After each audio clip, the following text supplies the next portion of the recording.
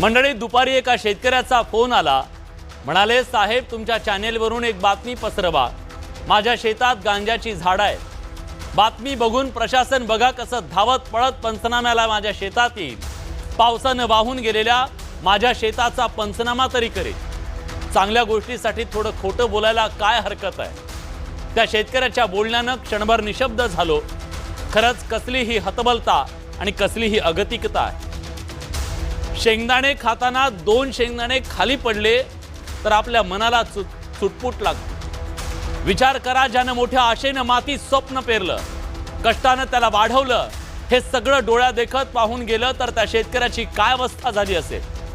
राज्यातल्या 36 जिल्ह्यांपैकी 30 जिल्ह्यातल्या 654 महसूल मंडळांमध्ये 62,17,540 एकर इतक्या शेतीचं नुकसान झालं. पायात चिखल,